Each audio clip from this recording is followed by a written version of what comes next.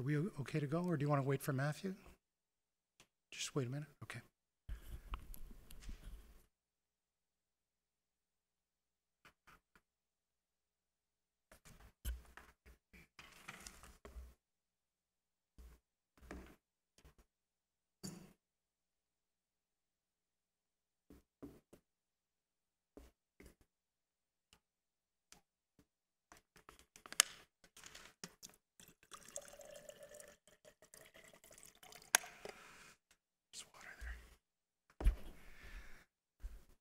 Good evening. So I apologize for a little bit of a late start here. Members of the committee and I just had to have a quick little discussion before starting the meeting, so my apologies. First of all, welcome to Aurora's Committee of Adjustment meeting. I will start by introducing the members of the committee and staff. I am the committee chair for this meeting. My name is Tom Plamondon, and the remaining members of the committee are to my left, Michelle Boyer, Steve D'Angeli, and to my left, Clarence Louis, and Daniel Lajeunesse. The Secretary-Treasurer is Antonio Greco, and the planner this evening is Matthew Peverini.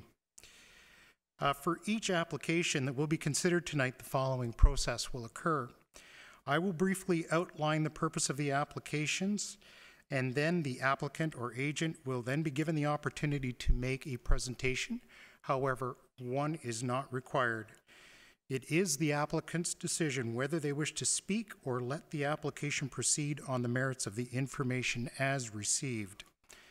Following any initial comments from the applicant, I will invite members of the public who have an interest in the application to come forward and address the committee. Those members of the public who wish to speak must clearly state their name and address and sign the corresponding request for notice form on the table in front of you, and it's over here on my left.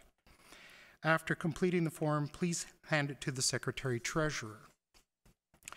Each individual may speak only once on an issue, and once discussion has commenced in respect of a motion, no further presentations shall be made.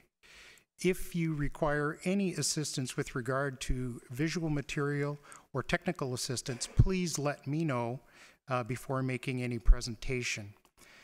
This public meeting is being audio and video recorded. Your name, address, comments, and any other personal information are being recorded according to the Municipal Act and the Municipal Freedom of Information and Protection of Privacy Act. This will help our town clerk prepare accurate minutes and to create a record that is available to the general public, including on the town's website. Questions about this collection should be directed to the town clerk. Please be advised that the reports being considered tonight are also available on, again, the table in front of you on my left. Should you wish to receive notification of any of the decisions for tonight's meeting, please complete the appropriate form. Owners and agents will automatically be notified. Please ensure that all questions and/or comments are directed through me as the chair, and if relevant, I will request the appropriate person respond. It should be noted that the applicant will be given the opportunity to respond to any questions or comments should the committee feel that it is appropriate. So with that, I will look to the committee for approval of the agenda for this evening. Clarence? I move for the approval of the agenda for tonight's meeting being held on April 11, 2019. Seconder? Stephen, thank you. All in favor? And I'll ask for any declarations of pecuniary interest and nature thereof from members of the committee. Seeing none, thank you. I'll look for an adoption of the minutes of the March 7th, 2019 meeting, and that's meeting 1903. I believe minutes have been circulated, and if there are any, The minutes from last meeting. thank you very much. Seconded. Stephen, and all in favor? Terrific, thank you. So we'll now move to presentations of applications. And the first one this evening is minor variance application for 6 Highland Court, and the file number is MV 2019-05. So the purpose of application, minor variance 2019-05A, the applicant is proposing to construct a detached pool house which is 1.83 meters to the side property line, thereby requiring a variance of 2.67 meters. The purpose of application MV 2019-05B, the applicant is proposing to construct a detached pool house with eaves projecting 3.13 meters into the required interior side yard, thereby requiring a variance of 2.43 meters. Departments and agencies circulated. Planning Division, application reviewed, no comments. Building Division, preliminary zoning review. Engineering Division, application reviewed, subject to conditions. Operational Services, application reviewed, subject to conditions. Central York Fire Services, application reviewed with no comments. Electra Utilities, application reviewed, no comments. York Region, no comments. And I believe that is it for departments circulated. And is the applicant or agent here this evening? Good evening, sir.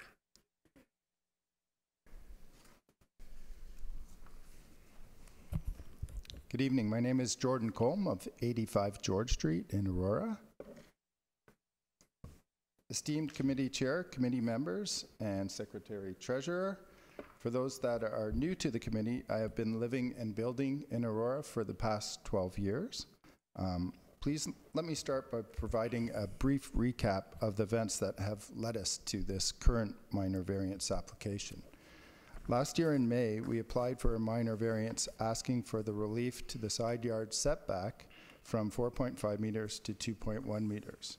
Tom, our committee chair, was kind enough to meet me at the site to discuss the application, as the neighbors to the immediate south had a concern.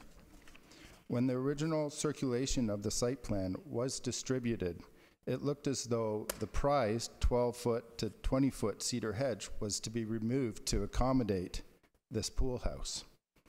However, I met with the neighbor and allayed their fears regarding the removal of the hedge. I told them my clients value the hedge beyond the construction of the pool house, and in no way would the hedge be removed or damaged. The hedge, by the way, resides completely on my client's property. So it's, I believe, their hedge. My clients view the hedge as an integral part to the backyard and asked me to preserve it at all costs.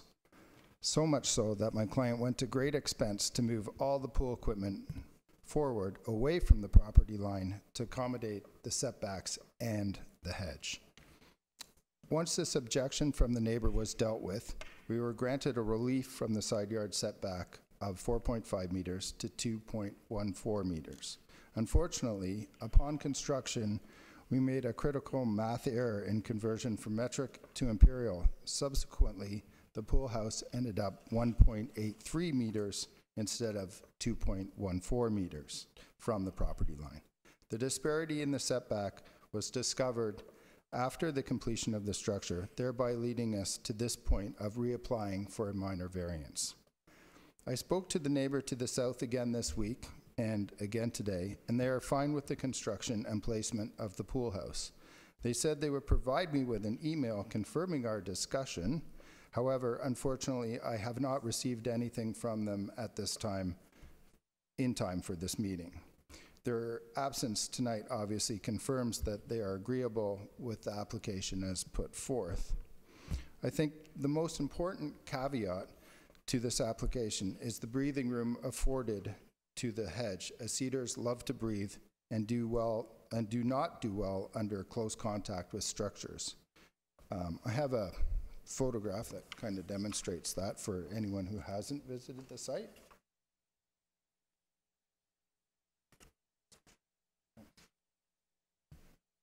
If you look down, this is the back of it. If you look down the side, you can see clearly there's a great deal of room. We did do some trimming to be able to put the siding on the structure. There is one barren patch, which I noted with Tom, that patch was from existing pool equipment that was moved from that area forward. So previously the pool equipment was buried into the hedge. The pool was built roughly, I'd say 11 years ago. So I guess over that time the hedge had grown around it. So we, at great expense to my client, we moved all that equipment forward, constructed our pool house, and as you can see, that gives us a fair amount of ample room, roughly 20 inches for the hedge to flourish. I know the staff report came back favorable, as there were no comments from most divisions other than 2 requests. One for an arborist report, which we obviously have and have completed. The second was a grading request regarding downspouts and their placement, which we're very happy to accommodate any requests that Sabir and engineering may have. And ultimately, in summation, I hope the committee rules in favor of this application, as I, as the constructor, take full ownership over this oversight. I believe the application request meets the 4 tests of the application being minor in nature. And again, I hope the committee accepts my explanation and apology for this unfortunate oversight. Thank you. Well, what we'll do is we'll see if there's anyone here from the public first who wishes to speak or make any comment. Is there anyone here from the public who wishes to be heard? Nope. Okay. Certainly. An email. I have the previous email from the first go around. I don't know if you want me to put it up on the slide. It just says that they removed their objection letter and they're fine with the explanations that we provided to them on the first application we made. If you just want to throw it up, sure. Jordan, just for a second, and just allow the members of the committee to see that. I'm familiar with it because I guess I was here when that was first. It should be this way. I think it just says here, that's in response. Thank you so much for the kind, here, I can read it. Thank you so much for the kind and detailed email. I will keep this short as we were away. This all seems good with us based upon your commitments and explanations. We will therefore remove our objection letter. To Marty Roykos, please use this as our authority to remove our letter of objection. So again, for the members of the committee, there was a letter from the neighbor who were out of the country and or were not able to attend the meeting or have someone appear on their behalf who initially did object. And in response, the owners, with a follow-up based on conversations with Jordan, set that forward. Okay, thank you.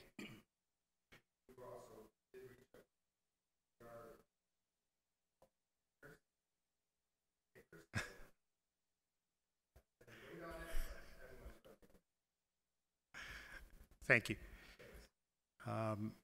So maybe what I'll do here at this point is ask if there are members of the committee with any questions or comments to either staff. Just for clarification, the planning report that I have here speaks to, on page 2, the reductions approved by the committee at the time permitted a reduced minimum southerly interior yard setback for the pool house of 2.44 meters. And I think, Jordan, you were speaking of 2.14 meters. I just want that clarified because if anybody's looking at this report. So there were 2 setbacks. There was the rear yard setback, which we're in compliance with. Somehow we got 50% of the equation right. And then there's the side yard setback, the property to the south, that property line. Correct. Okay. Questions or comments from members of the committee? Steve? So, first of all, I'm glad to hear that that both the owners and yourself put a priority on maintaining the hedge grow and the cedar hedge.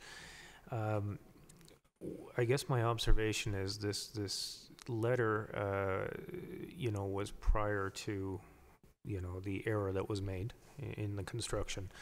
And also, in looking at the staff report, the conclusion is that this is a minor variance because of the screening that is available, which, between the pool house and the neighbors. So I guess my question is, and when I was listening to you, I heard that you made reference to an arborist report, which you have. Okay, that was not submitted with the documents, so... The application, so it should be in the file, right? The original arborist report? So we'll just ask if staff, if there is an arborist report on the file, if we can check into that. Through the chair, I do not have it electronically. There may be a hard copy in an older file. Having said that, Parks has imposed a condition on this where it may necessitate the requirement for an arborist report to be submitted. So should this be subject to approval, that condition could be imposed, at which point the arborist report that Jordan or the applicant has should satisfy that requirement. So again, it is on page 2 of the staff report, it's 2A, that the owner may be required to provide an evaluation report prepared by a certified arborist or professional registered forest. It might actually be a good thing to be doing at this time in light of the fact that that hedge has been trimmed right back. Generally on the arborist report, they will note trees that are 15 centimeters or less, but they generally don't count towards the arborist report. They don't inventory usually hedges, but I can have the arborist specifically make reference to the hedge for a new report, if that pleases Stephen. Thank you, through Mr. Chair.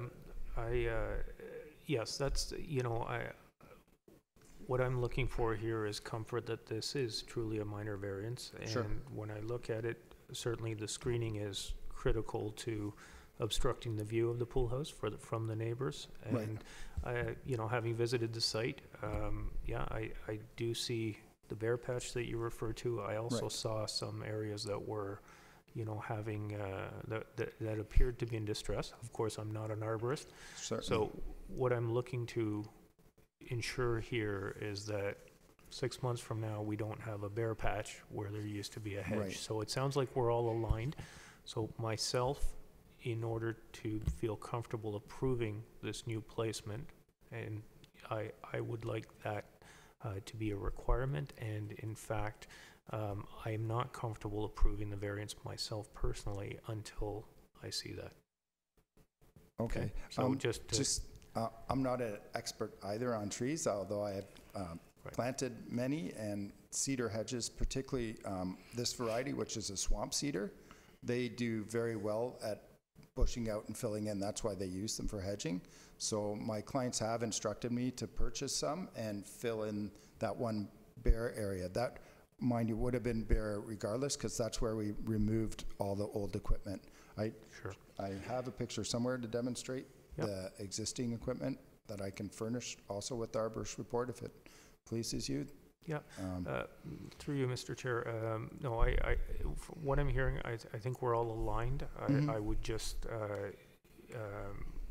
in order for me to consider an approval here, I would need assurances that the health of the screening and the cedar hedge grow would be maintained, Certainly. and that it could be maintained in the future. So that's my concern, and I think it's critical to, when you look at staff's recommendation, it was based on the fact that there is a healthy cedar hedge grow there. So that's my my requirement on this. Okay, so Stephen, this, to be clear, so I understand, so that would be a condition of approval of the minor variance. Well, through you, Mr. Chair, in my case here, you know, I think it's prudent, given the error that's occurred and the condition myself, I would suggest deferral of this until we have that arborist report that we can read and consider. Personally, I'm not comfortable with another approval until we can ensure that the assumptions made by staff are reliable assumptions. Right? Okay. Okay. So let me just, before we go on to the next member of the committee with any comments or questions, so perhaps I can suggest that perhaps to avoid a deferral, just strictly and solely from your perspective, Stephen, what you could do is that condition 2A be changed to, instead of may, must, okay? And in the event that an arborist does not feel the condition of the hedge is sufficient, that a replacement of equal height and density be required. Again, that's coming back to your comment on if this is to be considered a minor variance based on the protection of privacy between the applicant and the neighbor. That might be one way, as a further condition, if you will, that would satisfy that. I don't know if that would satisfy your concern if that was the case. Thank you, and Mr. Chair, my concern with that is that, you know, if the proximity of the pool house is such that a cedar hedge, the current cedar hedge, which is a mature cedar hedge in very good health, cannot thrive, you know, and it dies, replacing it will have the same effect. So, you know, in reality, what I'm looking for is confirmation that the existing placement of the pool house does not adversely impact the health of any cedar hedge that would be there. Understood. Good point. Stephen, in answer to that, the hedge does entirely belong to my client. Should they wish to clear cut the entire linear footage of head from around the entire perimeter of their property, it's within their legal right to do so. Should they, the neighbor has no covenant over privacy whatsoever, none. So I would prefer that it not be deferred, because I certainly don't want to waste the committee's time, but I can assure you that my client really values this hedge. It's ultimately the franchise of the backyard. Like, it's really the price of admission, and they want to do everything to protect it. Should the hedge suffer because of the proximity to the pool house, there's 6 feet of room where you could plant all kinds of different possible varieties of foliage that would also provide screening. If I may, I would like to just put up a picture of the pool house so you get some did you see the backyard? I think we've all visited the site, yes. Okay, so it gives some sense of the backyard. It's not just a regular pool house, obviously. It's an expensive endeavor. It hasn't quite been painted yet or finished, but I think from anyone's perspective, it's not a horrible thing to look at, and certainly I think that we can come up with more planting of that cedar. Those swamp cedars, they love to bush out. I mean, if you've driven down George Street, there's a whole pile of them, and along Kennedy, and you can see they just they run wild with a little bit more planting. So I'm 100% confident that we can plant that area and create a much more density to create privacy. Right. So thank you, and through you, Mr. Chair. I think the point here is that when you look at the letter that was written, the one that you put up that resulted in the removal of the objection, there was reference to the cedar and the privacy that it afforded and the soundproofing that it afforded. And when I look at the staff report, it says that you know, that the same things essentially, that the existing screening provides separation. So acknowledging that the cedars are 100% on your client's property, should the, you know, that is why I stated at the onset that I'm glad to hear that everybody is on side that the cedar needs to be maintained, right?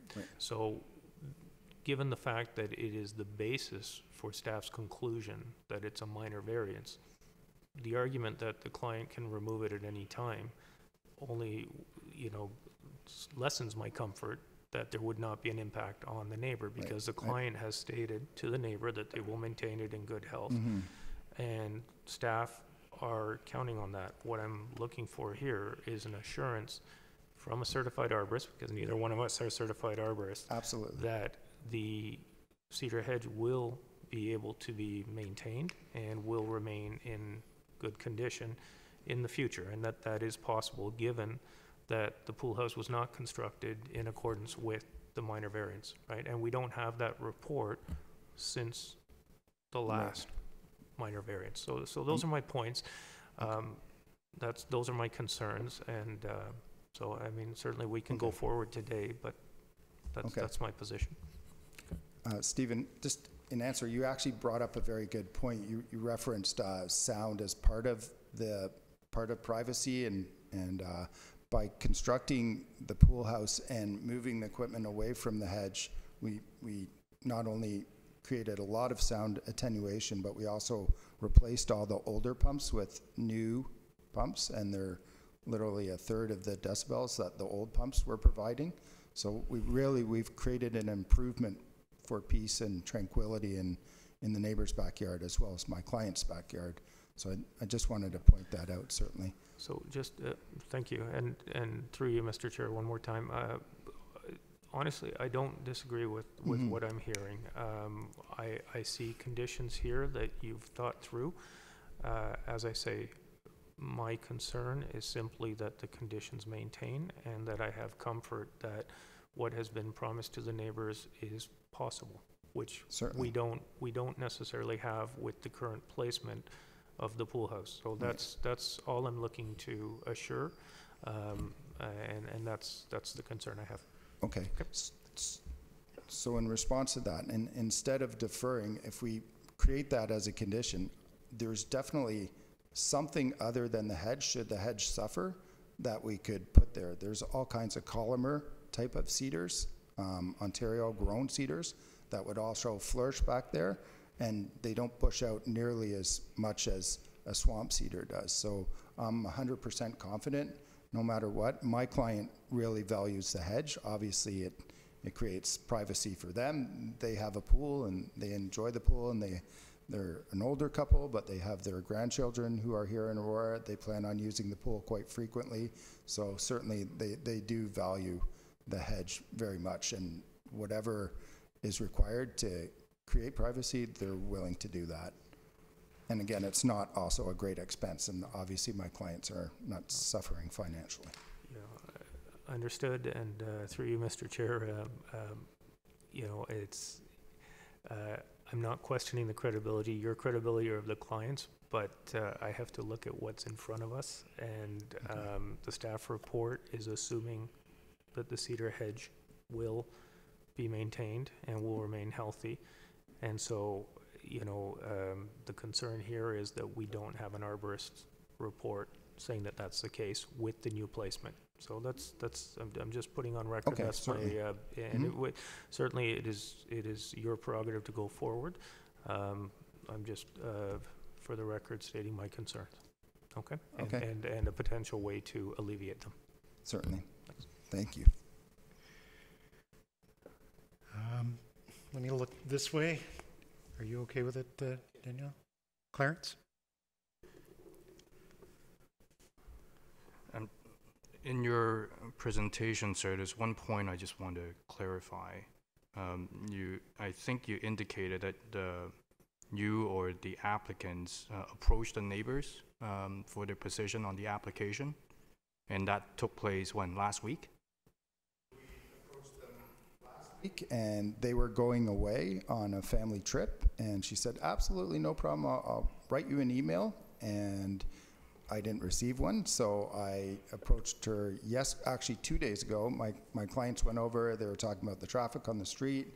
They had never actually shaken their hands, so they went over to extend an olive branch and meet them. At that point, we invited for dinner, and they said that would be lovely. It would be great to get to know you guys. And it was a very amicable meeting. And she said she would furnish me with an email, and unfortunately, I have not received one yet. I did today drop off my card and talk to her again, and she said, no problem, I'll send it over. But unfortunately, I couldn't produce it, or she didn't get a chance to produce it. But everyone's on very good terms. There's no animosity. I from what I understand, she told me at the door, for what it's worth, that she had no objection, and she was willing to provide me with an email stating that. And by their attendance not here, obviously they're not very concerned, or otherwise I assume that they would be here. And when was the oversight? You mentioned the oversight in terms of the calculation was what caused this application to be brought. From what I understand, and again, I have a crew in several projects, it was a conversion error, and from metric to imperial, I mean, we all work in imperial, especially with framing. I mean, a 2x4 is a 2x4, and a 4x8 sheet of plywood is a 4x8 sheet of plywood. So somehow there was some sort of mistake in that conversion, which makes me scratch my head a little bit, as we got the rear yard setback correct, but unfortunately something happened. And I wished I had a better answer. Just, we're human, someone made a mistake, and I take full ownership of that mistake. I'm not trying to bury it, but somehow we made a mistake. All right, thanks for that. My question was, when was that error discovered? Oh, goodness. Sometime in just before Christmas. Busy time. I mean, we had already framed it. Prior to Marco's departure, I communicated to him and Antonio as well that we had made an error. It was on our own admission that I brought that forth. Generally, when I build a house, we do what's called an as-built survey. For minor variances, we don't have that function in place, so maybe that's a mechanism you wish to employ for down the road going forward on minor variances for small outbuildings. Had we done an as-built, it probably would have, I imagine it would have caught it if the surveyor knows what he's doing. All So. right. And I understand from a review of the application that it was, this application was made in what, March of this year? Correct? Yes. All right. Can you help me understand why you didn't, or on behalf of the applicants or the applicants themselves, approach the neighbors at any time between, the application and until last week? Just everyone's busy. The opportunity just didn't arrive. It was a long, cold winter, and we just didn't have the opportunity to talk. I knocked on their door a few times. They didn't answer, so short of that. And just last series of questions through the chair. What would happen, help the committee members understand if this application is not approved? What's going to happen? Maybe direct that through staff. Sure. Clarence. Sure. Normally, what's the process in a refusal where an as-built structure is built? Through the chair, the applicant would have the opportunity to appeal to the local planning appeal tribunal, and it would be under further application. And let's take for the purpose of the discussion, if that our decision is affirmed by the appeal board, what would happen to the structure that has been built? Through the chair, my understanding is that the structure would have to be brought into compliance. Hence my next question back to the agent is, how would one bring the structure back into compliance if... We would have to tear the entire thing down. It would probably be, I don't know, $100,000 move to move it 2 feet. I just don't see how that would be beneficial to anybody whatsoever. I mean, There's a great deal of labor involved in this. My clients are, upstanding citizens, taxpayers, members of this community. I think it would be quite egregious. I do obviously take ownership for that, so it would be on me to move that. But I don't think it would serve any benefit for anyone. I just don't see how. I don't see the point to that. I think really it has to be based on the merits of the 4 tests. Is this application minor in nature? I personally believe it is minor in nature. I don't see how this could not be. I mean, we're talking about a pool house. It's not habitated. There's no noise inside from occupants. There's no running water. There's no toilet. It's just merely on the right side of that, and the west side of it is a shed for garden equipment and storing lawn implements and lounges. And on the right side, it's divided with a partition wall is all the pumps and the heater. So really, we've improved the area by moving the equipment forward, replacing the equipment, creating sound attenuation. The building has a very low slung roof, so you can't really see it, as I think is demonstrated in this photo.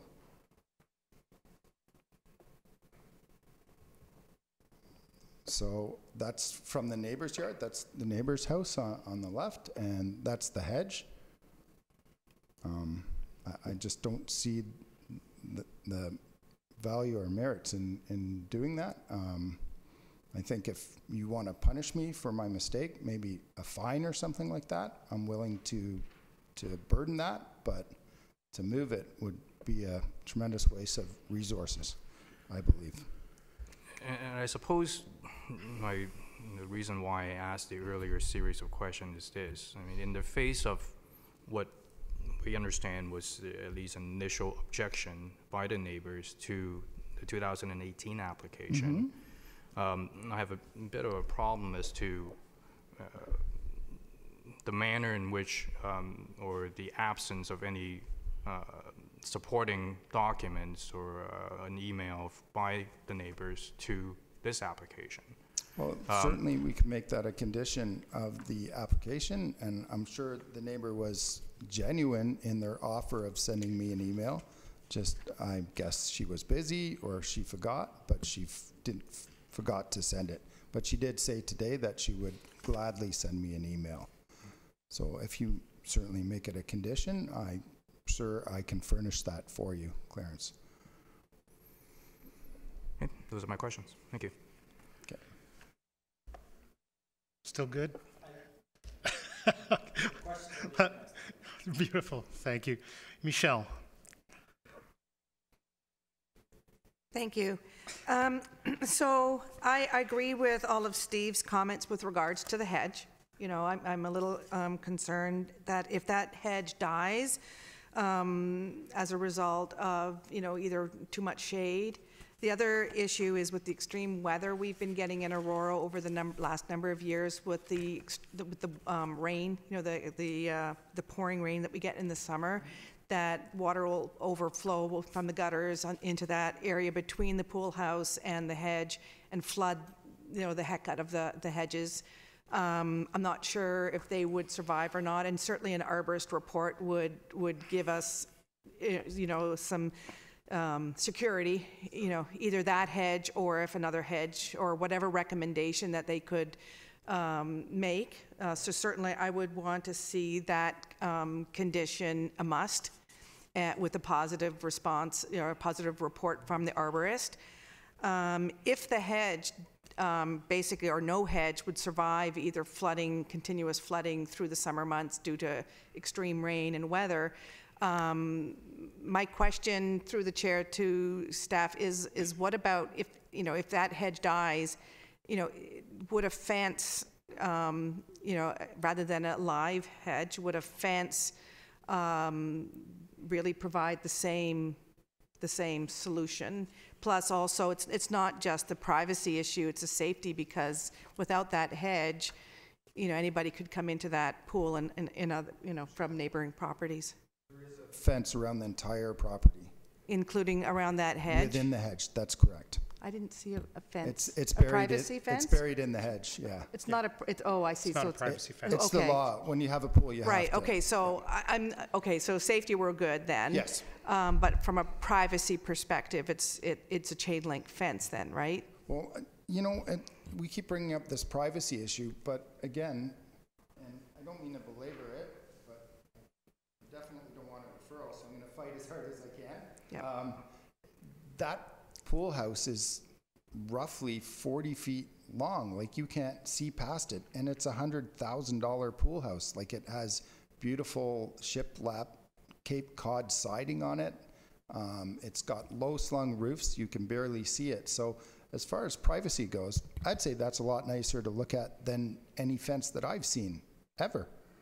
So I think we're kind of splitting hairs here. I mean, I really don't see the necessity for a deferral. I really think if we can write as a must into the conditions, my client will do anything that makes the neighbor happy to provide privacy and greenery. And I think that really hits my point home. So they really, yeah, they value the hedge. I mean, that was a major discussion, and a major discussion I had with Tom. And initially, the neighbors, the reason they wrote their objection, because the site plan didn't show any hedge at all. So when they got it, they were like, oh my goodness, these guys are going to clear cut our hedge. This is crazy. But again, communicating, reaching out to them, we said absolutely not. The hedge stays. That's what my client paid for when they bought the house. They love the hedge, so that allayed their fears, and that's Right, how and we again, move forward. yeah. So if there's a way to write into the into the conditions, then I'm all for it. We'll make sure we satisfy them to the nth degree. Okay, and what I meant, like, I agree with Steve's concerns. However, I do agree that I would accept this with this application if we did put a must, Fabulous. as well as a condition, the other condition, that we do get a letter or an email of support from the neighbor. I will personally plant all those trees. Just before we go further, I think staff were trying to get my attention perhaps on a point of clarity here. Matthew? Through the chair, if it eases any of committee's concerns, the recommendation from Parks 2A and B go into pretty lengthy detail. And if you impose a must condition, the applicant will have to prepare an arborist report outlining all aspects of impacts that this proposal will have on the existing and current remaining vegetation. The report shall include recommendations and an action plan on the mitigation of negative effects to the vegetation during and post-construction periods, as well as the measures aimed at tree health and protection for trees affected by the project and any remaining trees in the vicinity of the project that require applicable maintenance. So they are pretty detailed conditions. 2B, also, in addition, the report shall include a schedule of monitoring the ongoing site work through a series of scheduled visits by the arborist or forester during and post-construction to ensure the vegetation preservation measures remain in compliance throughout the project. So if there is in fact a must imposed, it may alleviate some of the concerns that committee does have tonight, if that assists at all.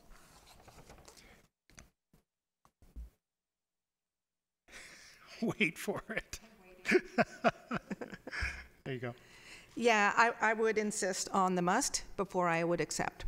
If the must is there, and plus a letter or an email from the neighbor that says we're good, I would accept this application. Okay. I think you had a follow-up, Steve? One more from staff. I'm sorry. Let's just go ahead. Sorry, just in addition, through the chair, to my last point, and the report would have to be to the satisfaction of the director of the Parks Department. Right. Okay. Steve? Thank you. Matthew, I think, through you, Mr. Chair, Matthew, I think you just answered the question I had. I do have one further question. When you said that you discovered this in November and the pool house was framed, I'm assuming it didn't have. It seems that you've progressed, even though you determined that you were not in compliance with the minor variance approval. Why did you progress at that point instead of asking for another minor variance at that point?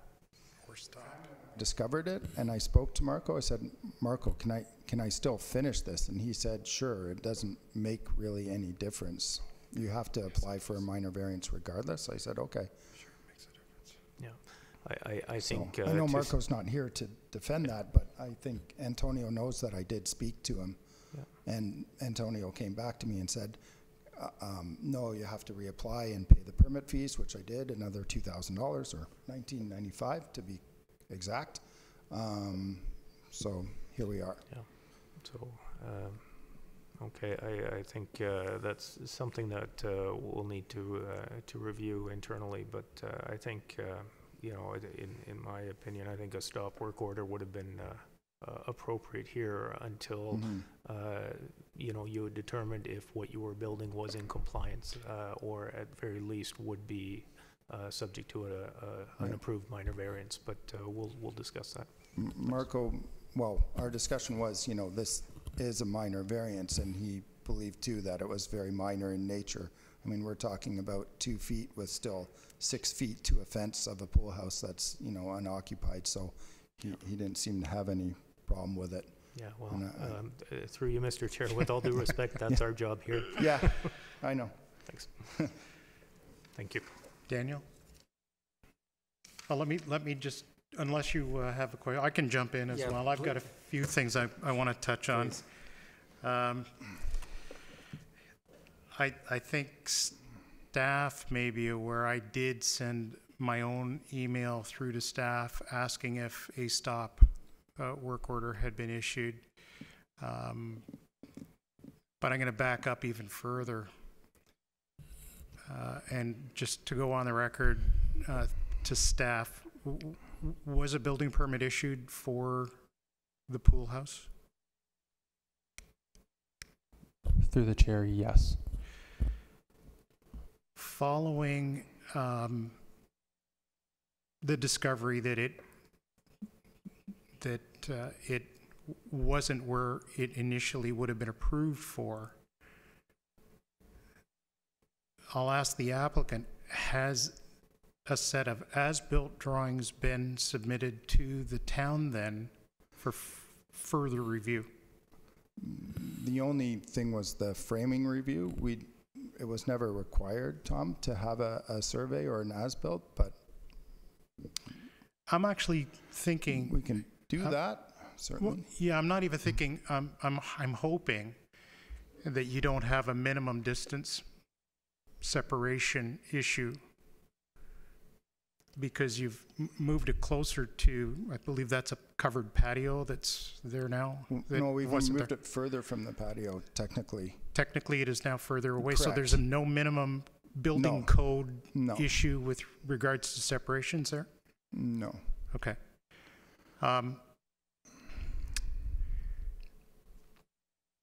I would tend to, under normal circumstances, agree with you. From a privacy perspective, I think the front, if you will, or the north-facing elevation of your pool shed, pool cabana, pool structure, is a lot more aesthetically pleasing from that side than it is from the back side. And having said that, to Michelle's comment about privacy and the visual, and your comment about the property owner having the right to rip that hedge out should they wish to. I didn't mean that to be egregious. No, I know you didn't mean it to be egregious, but I'm getting the point I'm getting to here is I believe that the height would be well in excess of any maximum height that a fence could be. So regardless of whether, from a privacy perspective, sure. you would you would actually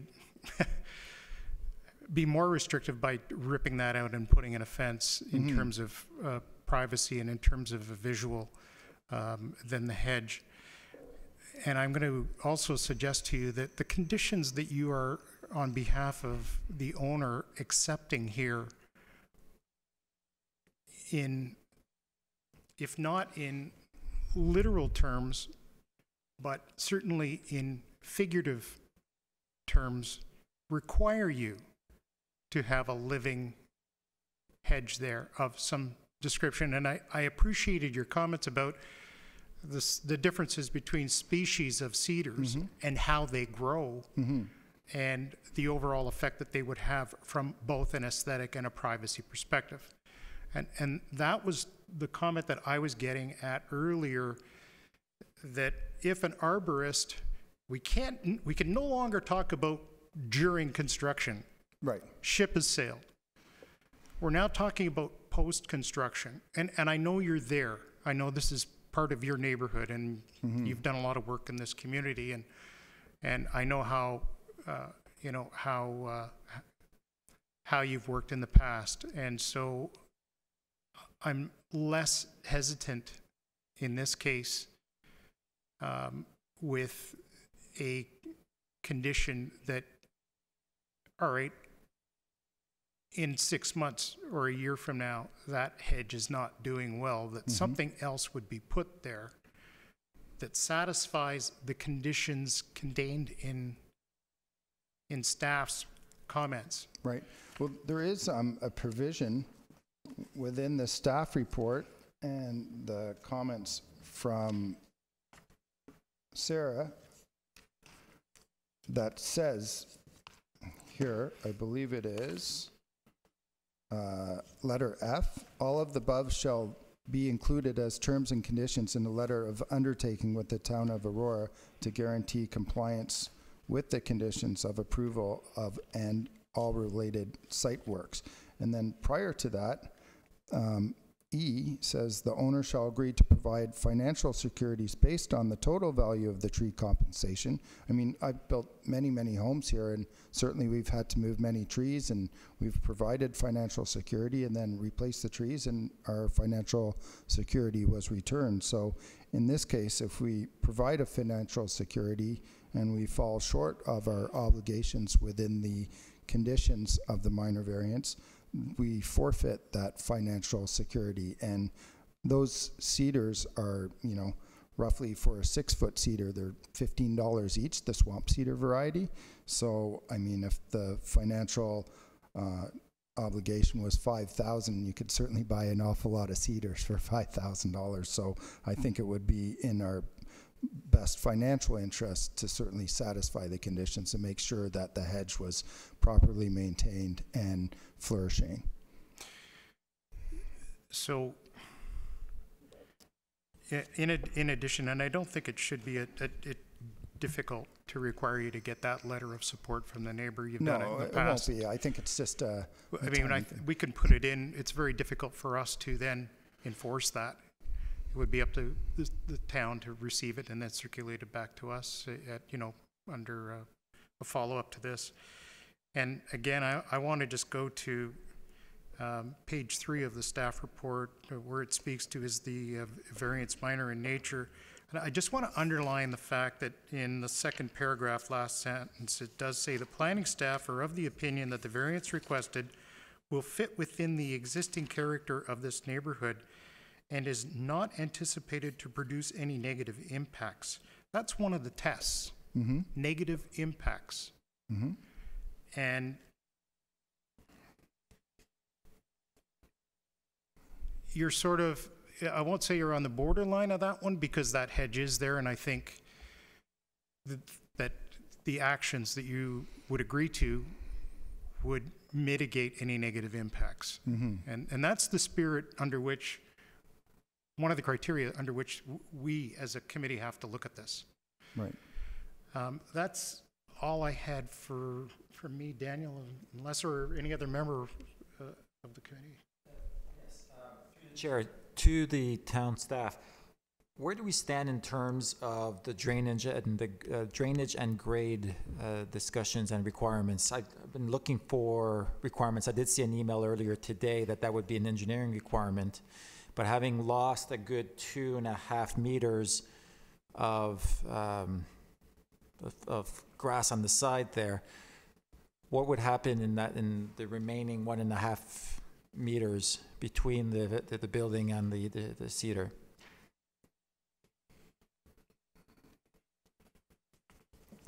Through the chair, just give us 1 second. Yep.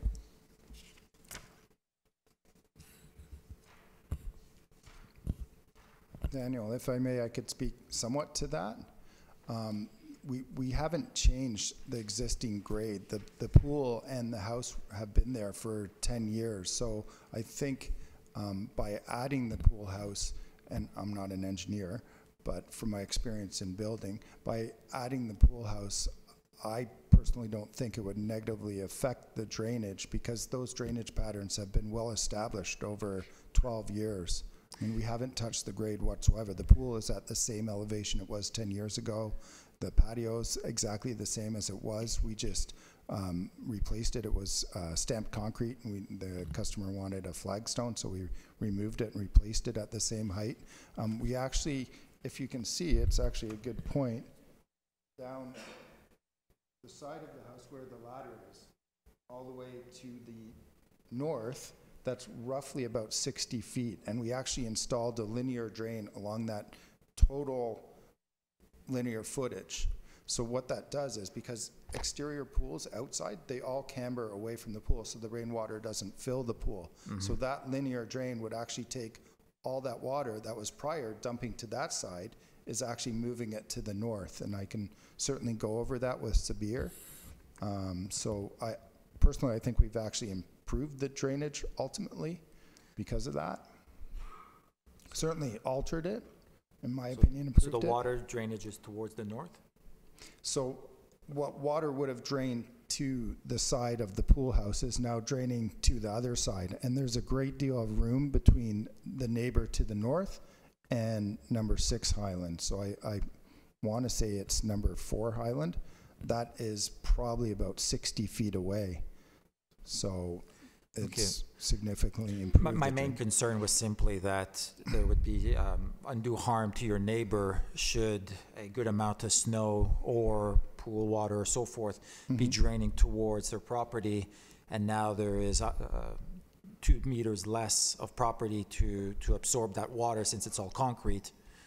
But that was taken into account when you move from stamped concrete to tile. There is more drainage. Well, to be clear, Daniel, there's no drainage from the pool. Whenever the pool is backwash. Sorry, that was a last thought. It was more on the snow, the rain, and so forth. Just regular Mother Nature type of flooding.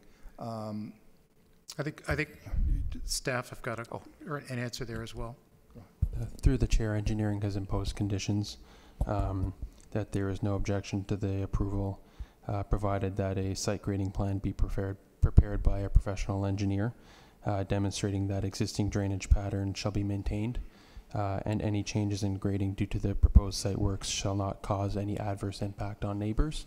A second condition was that roof drain downspouts shall be located away from the property line to avoid direct outlet of water onto the adjacent property. So your first part there answered my question perfectly. Thank you. Thank you. I'm good. You're good? Thank you, Jordan. Okay, that was longer than I anticipated. But you've been pleading your case. I have been very, and on behalf of your client, job well done. Just one final. I got to say this, but just because I'm a planner and I've been a building director for years and years and years in my previous incarnation. You're now looking at $100,000 error. That's correct. At the point when you discovered it, it was probably a $30,000 error.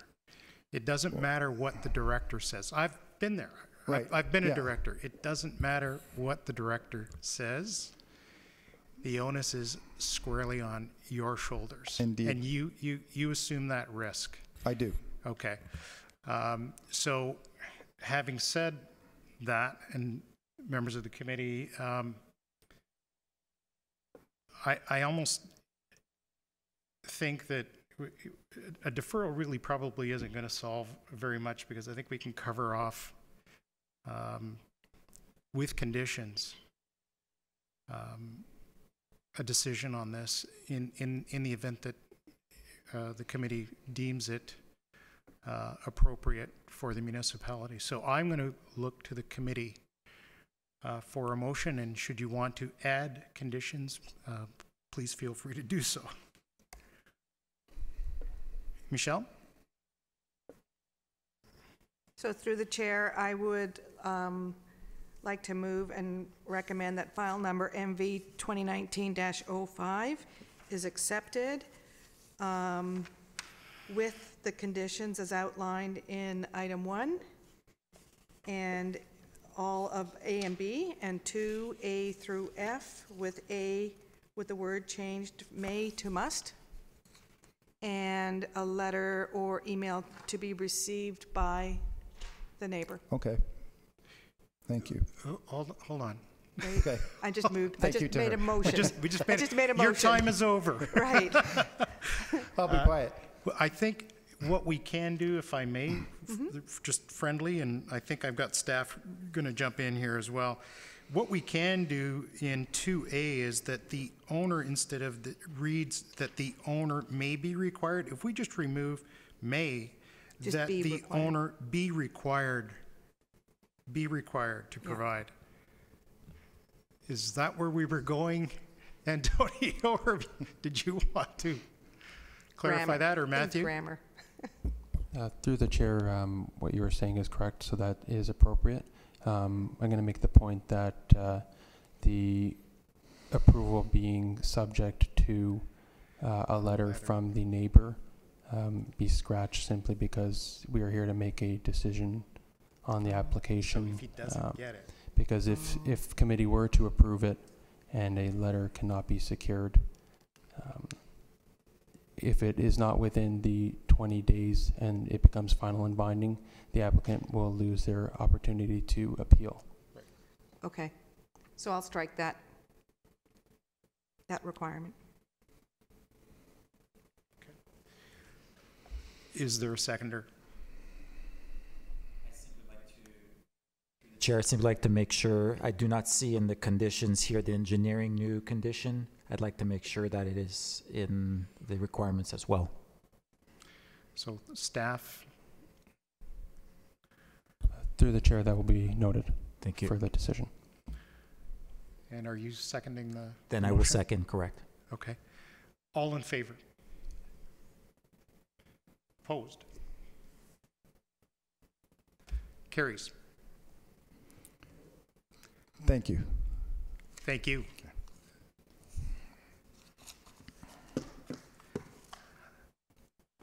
Moving to the next item. Minor variance application on behalf of 1857308 Ontario Inc., 444 Holland View Trail.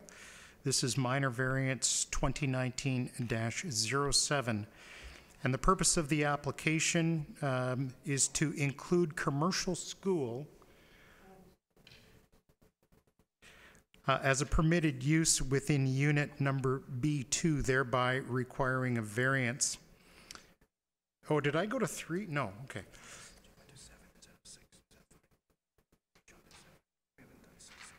Oh, I'm sorry.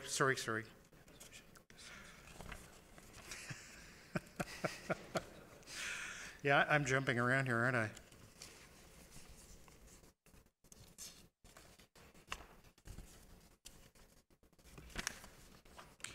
My apologies.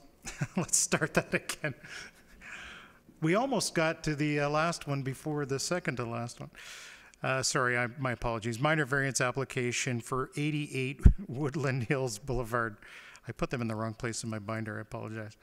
And this is minor variance 2019-06, and the purpose of the application is the applicant is proposing a driveway width of 9 meters at the street line, thereby requiring a variance of 3 meters. Departments and agencies circulated Planning Division, application reviewed, recommended refusal. Building Division, preliminary zoning reviewed. Engineering Division, application reviewed, recommended refusal. Operational Services, application reviewed, subject to conditions. Central York Fire Services, application reviewed, no comments. No comments from Electra Utilities, and no comments from York Region. Lake Simcoe Region Conservation Authority, application reviewed, subject to conditions. And those conditions are included in the staff report. Is the applicant or agent here? Good evening, sir. And thank you for your patience.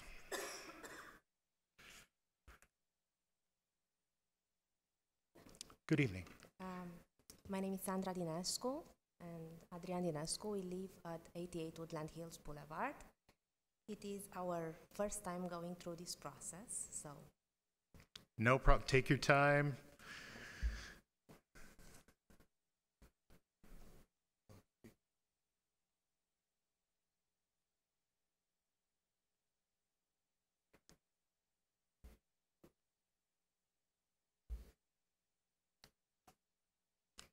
So our application is regarding the enlargement of our driveway, and the area marked in red is the area that we'd like to pave.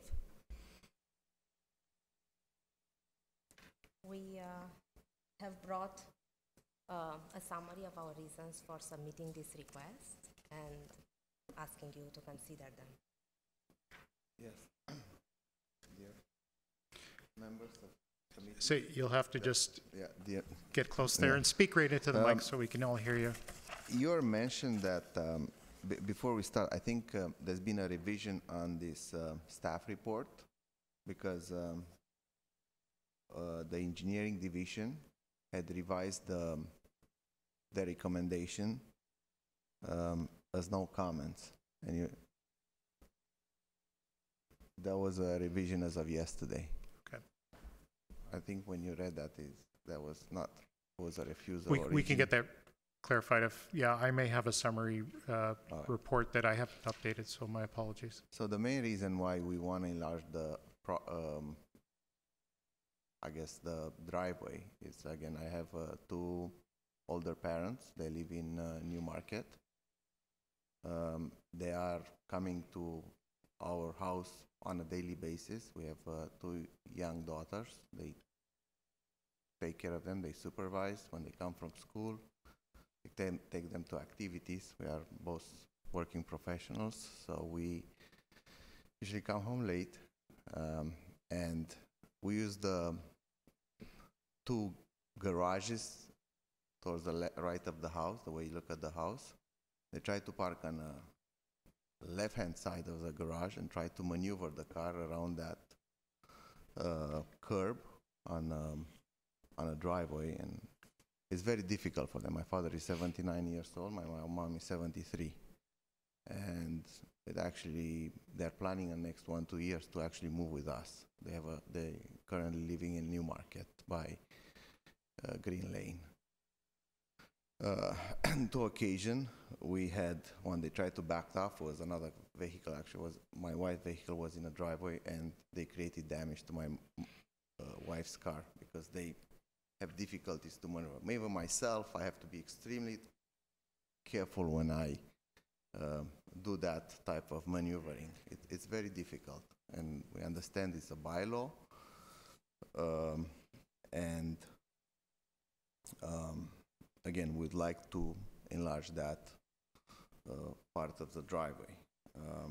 We also have another picture here, like more than 50% of our neighbors, they did enlarge their driveway. So as you can see in that picture, all the red bullets, they show a driveway that's 9 meters or larger. We went and asked them about the permits. The last one granted, it's for an identical minor variation, was 58 Woodland Hills Boulevard, was granted in 2015, that one. I look at 8 Joseph Tuck, and all those, at least 3 of them on Joseph Tuck, the one on the 2 on the end of the street and the 8th one, they were granted permission in 2005. I don't know about everybody else. I didn't check that. I'm sure the city has the records. But again, given the fact that everybody, like many of the houses, they went through this process, or they have that in large. I think we would like to go and be granted the same permission. One of the concerns here from the planning decision is that the streetscape might suffer from like an eyesore or something. We got the the report a couple days ago, so we came and talked to Matthew and Anthony, and we believe otherwise. Last night my wife went through all the neighbors in this area and all the adjacent neighbors, and we explained them about the situation. Of course, they all receive a letter from the town. None of them have any concerns about that. In a matter of fact, we have a petition here from all of them. The one were available. Again, there was very short notice, so we covered about 11 of them just around this area. Just because of time, we probably could have got more signatures. They only had like about 2 hours last night to do this. And none of them, they have a concern about the streetscape look, or they don't see any issue with that. In a matter of fact, they believe the wider driveway looks nicer. But again, the beauty is in the eye of the beholder, so everybody believes otherwise. But all the neighbors and the entire neighborhood believes there's no issues. They like maybe a wider driveway. And this is the comment that my wife and the neighbor had, and we have a petition here on file for that, for your review, if you like to see that. So we don't believe this is any way detrimental to Brentwood neighborhood. We are original owner of the house since 2005. We are the residents of Aurora, paying taxes, and again, we never went through this process. We were surprised, but that's we'll appreciate if you can grant us permission to continue that driveway expansion. So, I don't know if you want to have any. Thank you. All right. So with that, thank you for your submission. I'm not sure, unless one of the members of the committee or staff want to have a look at the petition that you have, but I'll ask if there is anyone here from the public who wishes to speak to this particular application. All right, seeing none, I'll look to members of the committee for comments, questions. Michelle, go ahead. Hello. All right, so I looked at the staff report and the merits of the application, and just a couple, through the chair, a couple of sort of comments. Just because your neighbors did it doesn't mean it's okay for you, because again, there's lots of different, could be different aspects to your property versus the other properties. Okay. To the staff's report and to your comments about the streetscape, I'm in agreement with you. I think that a straight driveway and a width against the garage equal to the width at the street, whether it's a curved or straight, I think it looks much nicer. And again, beauty is in the eye of the beholder. So I'm in agreement with you there. The issue about the municipal tree and the fact that potential stormwater runoff or potential damage to the root ball of the tree has a potential to impact that tree located within the municipal right-of-way. That would be my only concern, and I see that in the application there is a condition for an arborist report. And I would like to see that may be stricken and that an arborist report be done so that, you know, we can be sure that that tree is okay.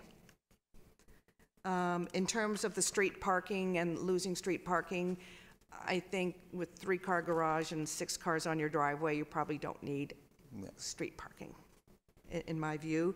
So I don't think that is an issue.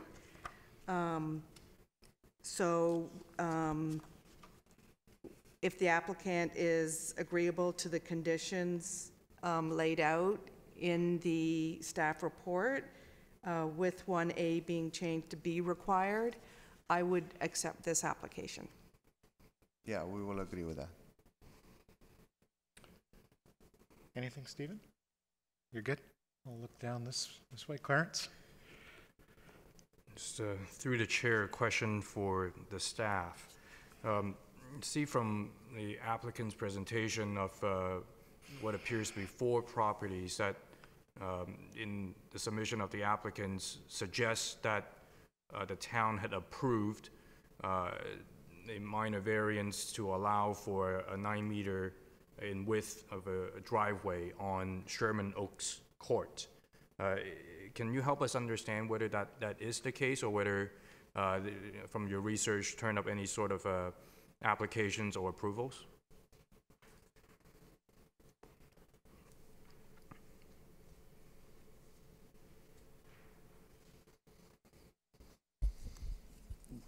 Through the chair, we were able to find today there were 7 further applications, 5 of which were located on Joseph Tuck Court, which is the second court in that picture to the right, and then 3 along Woodland Hills Boulevard, which are shown on the graphic that the applicant has provided.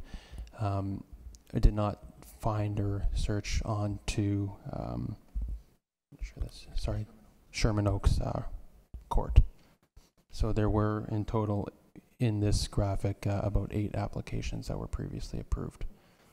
And my follow-up question to the staff is, having uncovered, or rather determined, that there were 7 other previous applications that have been approved by committee for minor variances, does that change the recommendations that were made in the staff report with respect to this application?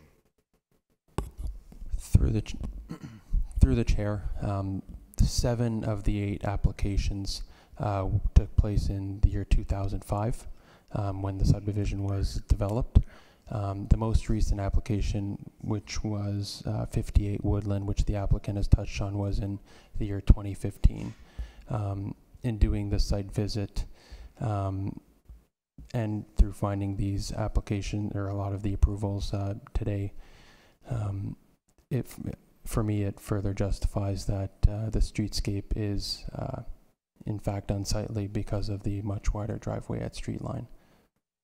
So I do not deviate from my professional opinion with regards to streetscape.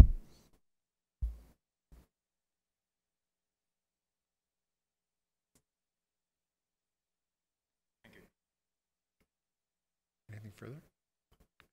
You're wrestling with that one, I can feel it. Yeah. Anything, Daniel?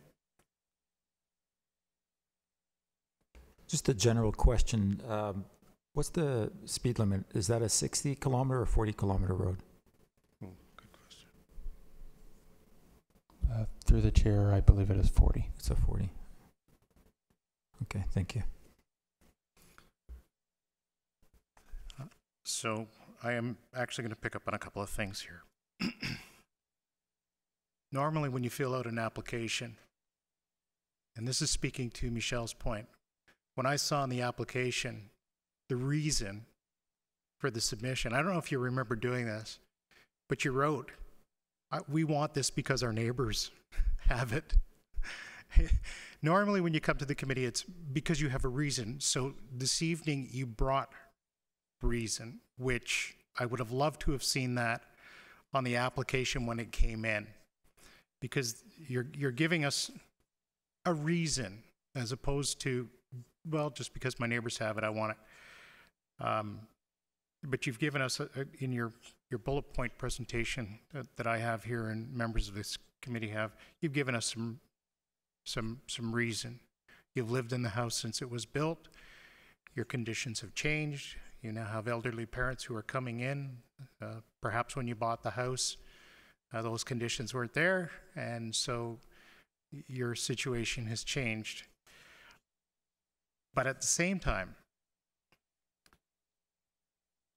with a 3-car width driveway, somewhat, and albeit set back because of that 6-meter maximum requirement at the street, there would be room for easily 5 or 6 vehicles. And one would hope that even under the worst conditions, that you'd be careful coming into a family member's driveway, and that you might have done it enough times that you wouldn't be running into cars either in the drive or parked out in front.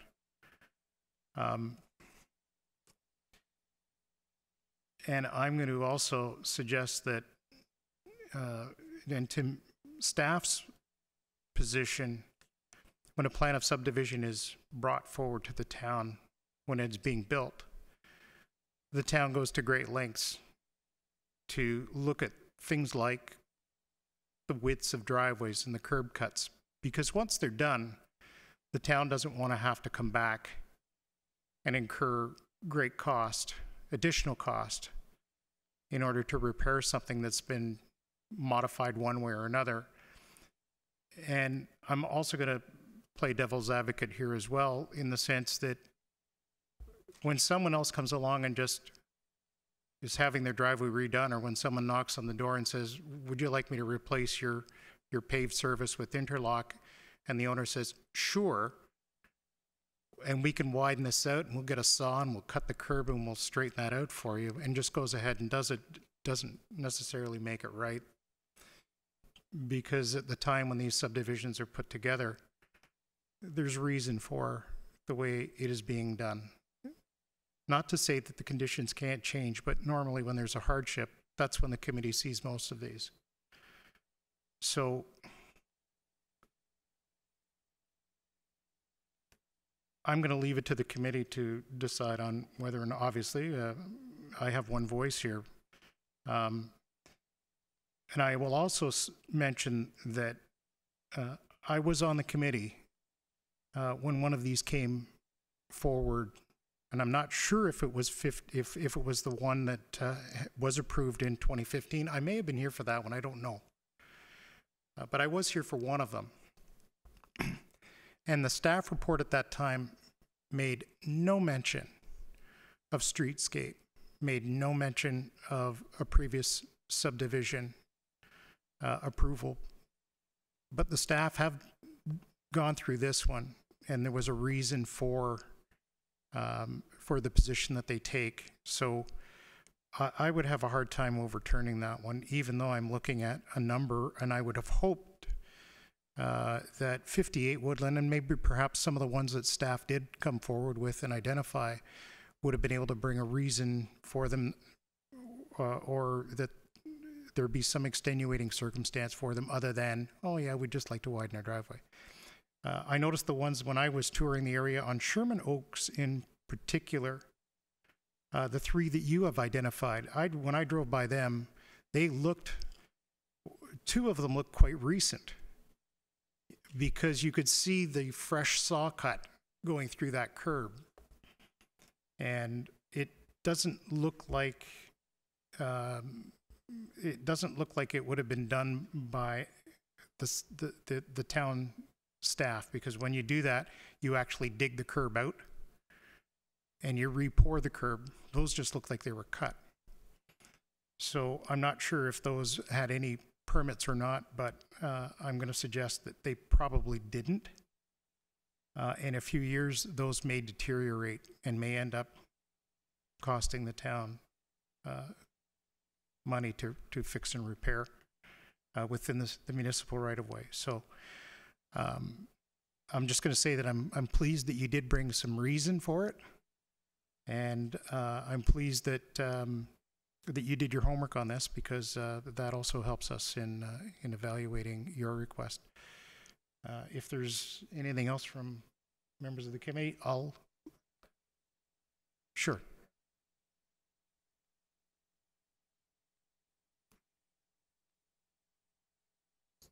Hi. Sorry. So first of all, when I started the process, again, we never went through this process. My first time, actually, this was our first time in the town of Aurora. So probably we see us a little bit nervous. We never dealt with, we just pay the taxes, continue with our life. We're happy to live in Aurora. We are law-abiding citizens. Yes, my parents, they did move from Calgary in 2014, and that's the main reason why they worked there. My father worked in oil and gas, and they own a house on 8 Thatcher Street. All the neighbors can certify they are there on a daily basis. Now, there was an oversight on my side. Again, I don't know I don't know the process. That's why that was my reason at that time. Although my mind was about my parents. And yeah, there was 2 times the incidents where we had the damage on our cars. So that's one of the reasons. Now, in terms of the 58 Woodland Hills Boulevard, where they got the permit, actually the curb was cut. You can actually have pictures where it showed that they after after the approval, they came and brought the cutting machine. So usually, I think that's what's going to happen. They don't necessarily report report. Yeah. Yeah, they just actually cutting it. That's the process, and I think that's how they did it. I can't comment of anybody else. I don't control the permits or anything like that. But we felt like law-abiding citizens of Aurora that we need to follow the process. We pay lots of money to go through this process, and that's how we feel, and that's how we are. We're not. I appreciate that. If somebody did otherwise, then okay, we're not that type of people, and that's why we believe the honesty will grant us, will bring us some rewards in trying to follow the process and not trying to, do some like other people. I don't know. Thank you. Thank you. So I'll look to the committee for a motion or any follow-up.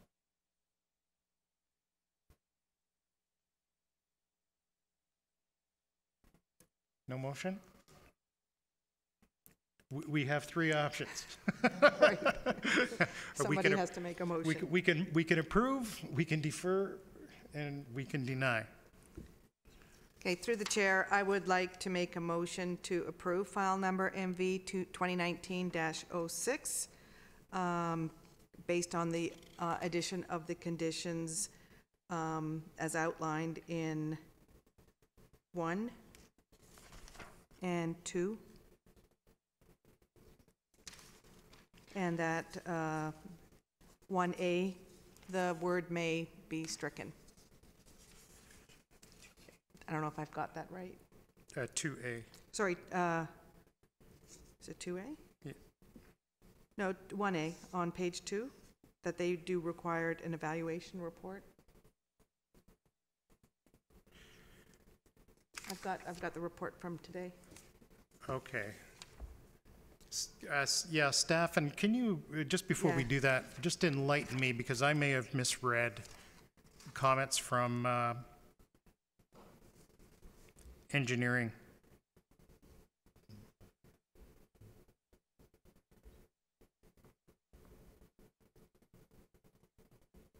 In the staff report that I have, and I may have been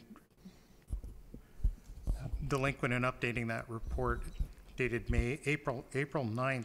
And I have April 10. So if you've got April 10. Through the chair, the Engineering Capital Division retracted their comment on the comment on asset management.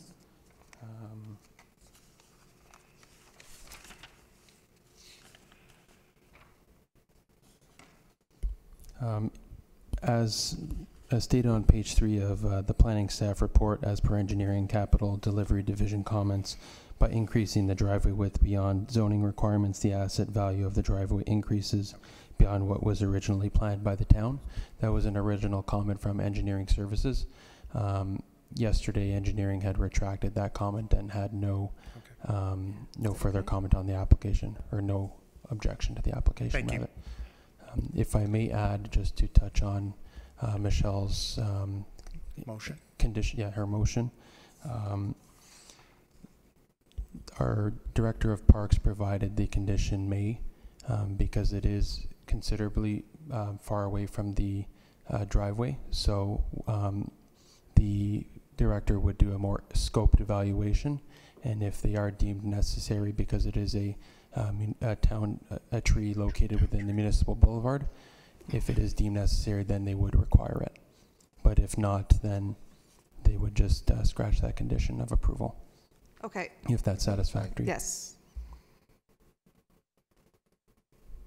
Okay. Do we have a seconder for that motion? Seconded by Clarence. I'll call the question. All in favor? Against? That carries. Thank you very much. Thank you. All right.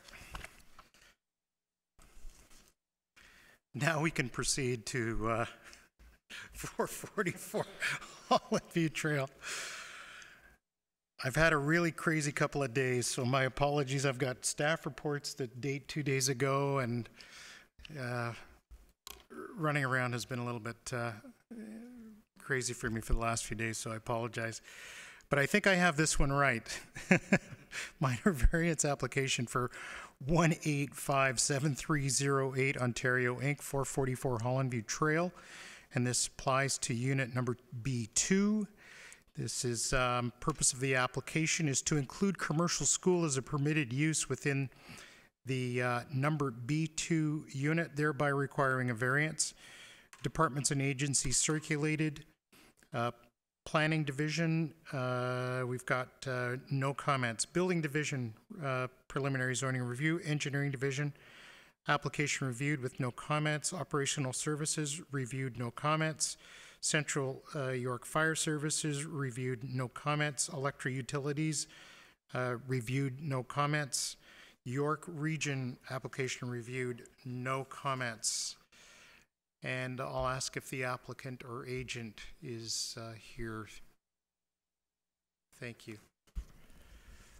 Good evening. My name is Alfonso, and I'm the authorized agent for the owner to apply for the minor variance.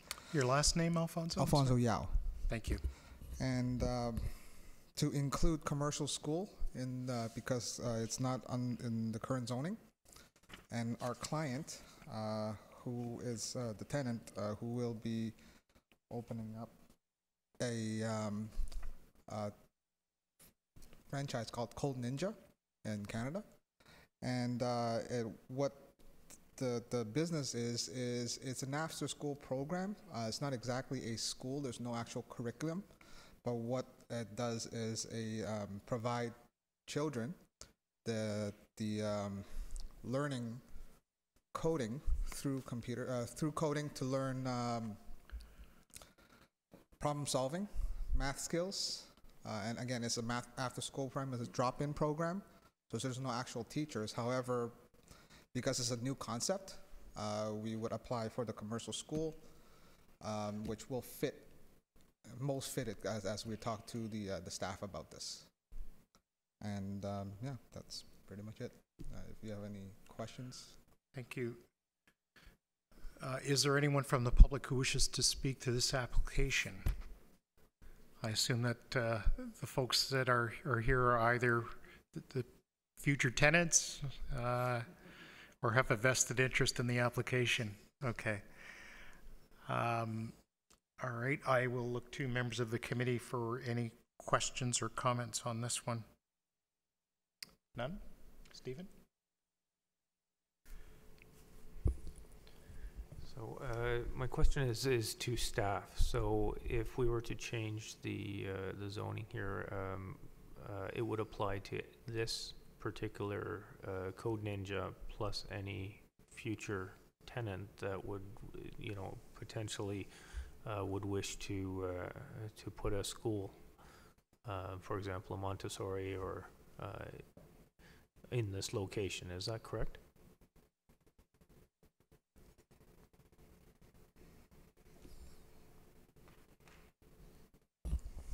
Through the chair, that is correct. This minor variance application would permit a commercial school solely within Unit 2B of the building, but that commercial school is not limited to just Code Ninjas, because we cannot specifically define a use by the company. So anything defined as a commercial that falls under the definition of a commercial school would be a permitted use down the road.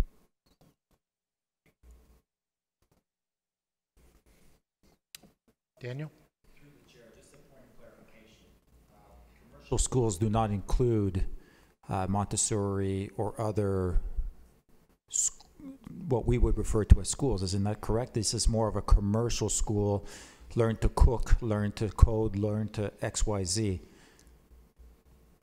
I'm trying to find, it was in the notes somewhere. I'm just trying to find it, but I just wanted to, maybe faster to ask you.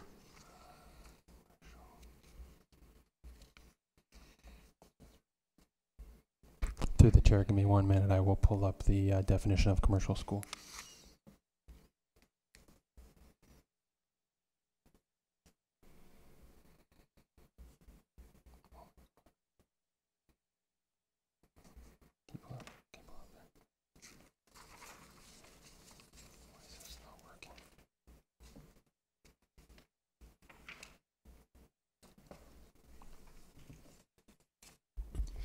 Through the chair, a commercial school is defined in the bylaw as a premises operated as a school with teachings dedicated to a specialized skill, but shall not include a private school, public school, or post-secondary school. So in this case, a Montessori school would not fall under the permissions of a commercial school. Okay. Clarence, anything there?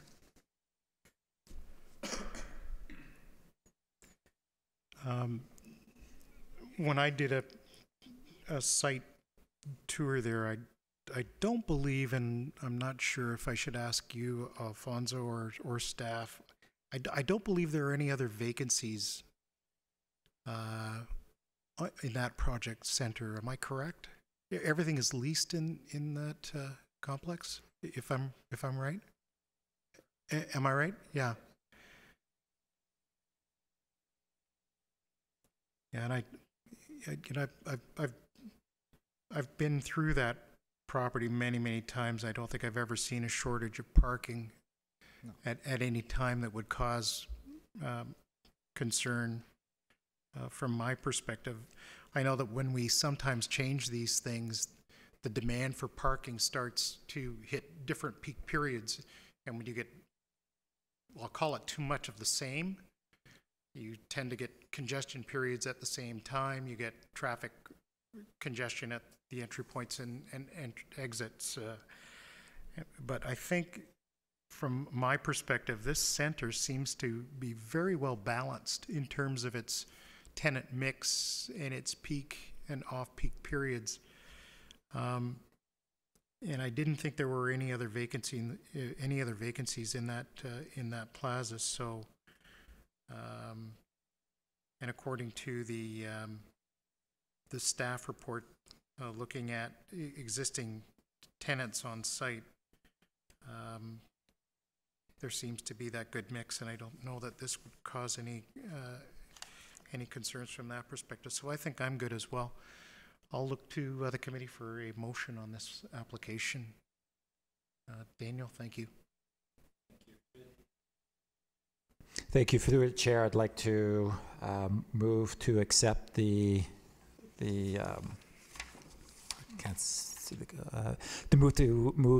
approve the minor variance application MV 2019-07 as recommended. Seconder? Stephen, okay. All in favor? And that carries unanimously. Thank you very much. Thank you. And thank you for your patience. Thank you. All right. So next item on the agenda is item 5, new business. Any new business from members of the committee? I'll ask Matthew, any new business there from staff's perspective? Through the chair, no. I'll just want to bring one up that came to my attention in my travels, I'll call it.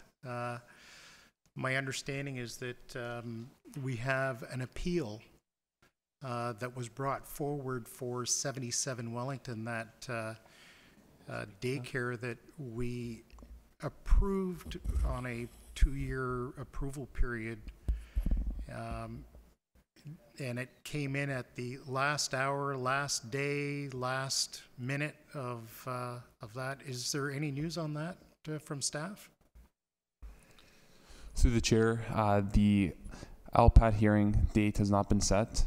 They have received their case number for their hearing. It's just a matter of time before they receive a LPAT hearing before the board. Typically, it could derive to 4 to 5 months before a meeting date is set. Therefore, we're just waiting for to hear back from the LPAT.